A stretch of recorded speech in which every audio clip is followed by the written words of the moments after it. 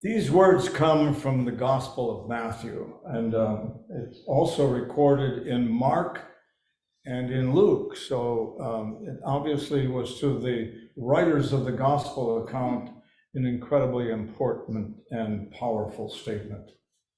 When the Pharisees heard that Jesus had silenced the Sadducees, they came together. Now, the Pharisees and the Sadducees were all part of the Jewish temple, and they were scholars, and they were attorneys, they were the legal beagles, and they instructed the people to live by the law. And one of them, a teacher of the law, tried to trap him with a question. Teacher, or rabbi, he asked, which is the greatest commandment in the law? Jesus answered, you must love the Lord your God with all your heart, with all of your soul, and with all of your mind. This is the greatest and most important commandment. The second most important commandment is like it. You must love your neighbor as yourself. The whole law of Moses and the teachings of the prophets depend upon these two commandments. Now, in some respects, this may be the most radical statement that Jesus made in some respects. So here he is being asked to identify the most important of the 10 commandments, and he identifies the first one, which says, love your God with all of your heart, with all of your soul, and with all of your mind. So in a sense, love your God with all of you. Everything that you are, love your God.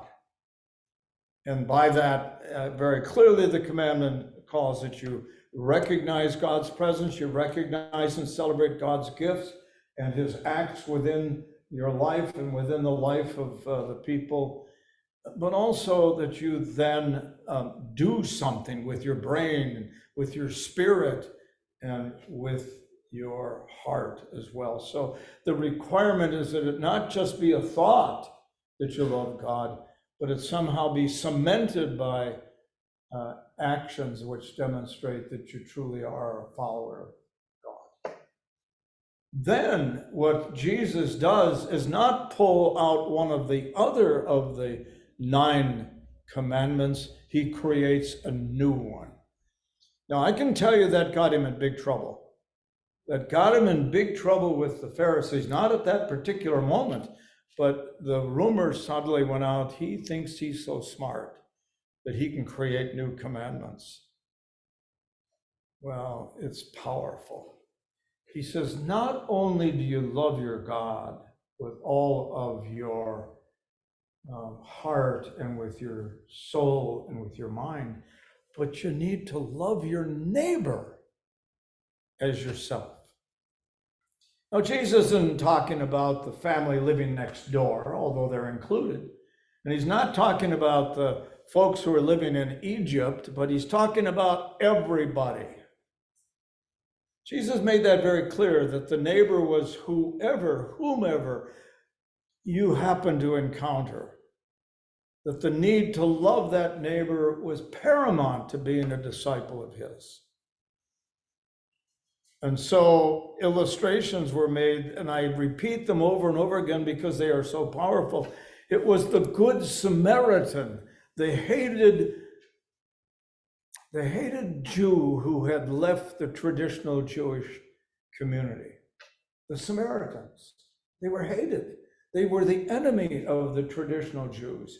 And here is this Samaritan who's coming along, and he sees someone who's in the gutter, in the ditch, who is bleeding and wounded and has been robbed and beaten. Before that, there had been 2 others who were the pompous, pious ones, who didn't want their hands or their stay or their spirit soiled by the likes of that person in the ditch. But the Samaritan, the hated one, is the one who demonstrated what Jesus meant by loving your neighbor as yourself. Now, I've been in mental health for a long time. I've managed 2 mental health clinics, did a lot of pastoral counseling as a minister, did a lot of training in pastoral counseling. And I know that sometimes we shy away from the mentally ill because they're scary and frightening. I did a 3-month clinical training at Mendota State Hospital in the chronically mentally ill adult male unit and in the female adolescent unit. These were some crazy people, let me tell you. And one of the pastors who was there doing clinical training, one of the most scary, great big guy, came up behind this fellow and put his hand on his shoulder. I thought he was going to faint. I thought he was going to collapse.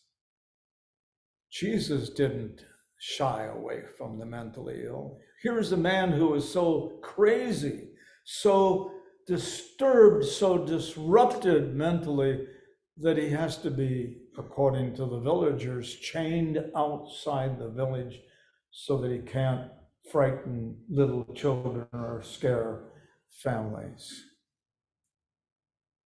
Jesus went to him and he healed him. He healed him, gave him whatever messages he gave him, made that man well again. And he wanted to praise Jesus for doing that. And he said, go to the temple and let him know now that you are whole again. And now you can live normally in the community. And sometimes we shy away from disease. It was interesting during the COVID epidemic, which still is carrying on in some ways. But I would go into the grocery store and I'd walk down an aisle and I'd see somebody coming the wrong way down the aisle at the grocery store. And I would stop thinking, what do I do next? And that person would see me and they would stop and then they would turn around and go back and go the right way. We were afraid of being contaminated by one another. More recently, I've contracted a little bit of dizziness in my head.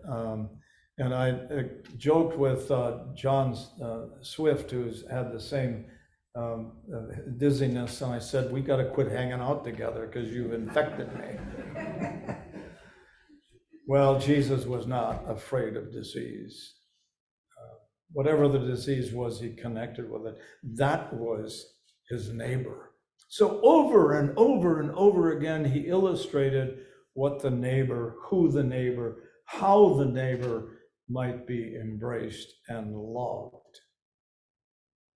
Now I say over again, the word used in the New Testament for love is agape. Agape. And it's a word that hadn't been used in Greek language for some time, but it means self-giving, self-sacrificial expression of connection to the other. I'll give you some examples of self-giving, of responding faithfully to Jesus' call to love your neighbor. There was, in fact, a man who was in prison during the Second World War in a Nazi concentration camp, one of the worst, Auschwitz. He was a Franciscan monk, and a number of the prisoners had attempted to escape, and to show the other prisoners how serious they were about keeping them in, 10 of them were chosen to go into a starvation bunker. And one of the men said, oh, please don't. I'm a father. I have a small child. I don't want to die of starvation. And this Franciscan monk heard that message. And he said to the guards, I'll take his place. What? They were mystified by that. Why would you do that? I would do that because my Lord says, love my neighbor. And so he was chosen. He went into the bunker. The 9 others died eventually of starvation. He was still alive. The word that had come out was that he ministered to each of them prior to and at the time of their death. They were Jews, they were gypsies, they were homosexuals, they were German soldiers who had retreated, and he served them. They were his neighbor. Jesus called him to love his neighbor. He eventually was executed several days prior to the emancipation of that death prison. We've been hearing a word or two about Bulgaria recently as a result of the Wagner leader, who has decided not to take on Putin. He may now be in Bulgaria, and who knows what will happen to him next. But in Bulgaria, there was a priest who served a small parish in a small village, and a refugee family wandering through Bulgaria stopped at his parish church and begged for housing. So he housed them, provided them a place to rest and to sleep, food to eat, clean clothes, an opportunity for the opportunity of being alive and being cared for. He was, by the way, then threatened by several of the town men who said, "We're going to kill you. We're going to kill you for doing that." And he said about it, he said, "You know, it only takes a little spark to make a fire grow, but I love these people. I'm part of them, and I'm willing to give my life for these refugees because they are my brothers and sisters. They are my family and the family of my God." They were Muslim. That's what Jesus is calling on us. Now, I've announced to you already that we are going to be receiving a refugee family. It comes out of the depth of the heart of 2 of our people who have experienced that opportunity before. Gary and Hedda know about bringing refugees into a community. There will be some opposition. There'll be some folks who don't like the idea, who may say, "Oh, that's a terrible thing," or "We don't like you for doing that." I want to suggest that your response to them, if they say to you directly, is, "We follow Jesus. We follow Jesus." And Jesus said there were 2 things we needed to do: to love our God with all of our heart and with all of our soul and with all of our mind. And then Jesus said we are called upon to love our neighbor as ourselves.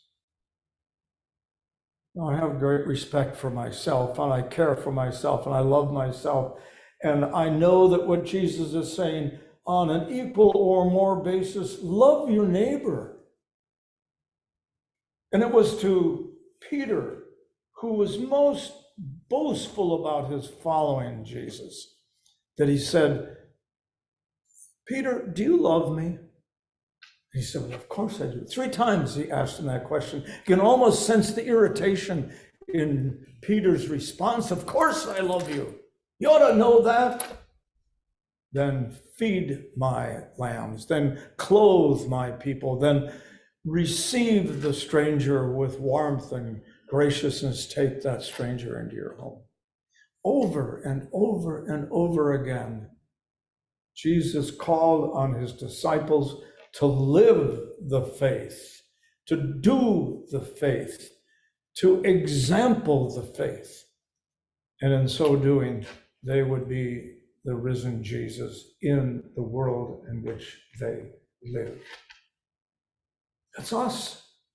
We are his disciples, and he's called us to indeed love our neighbor.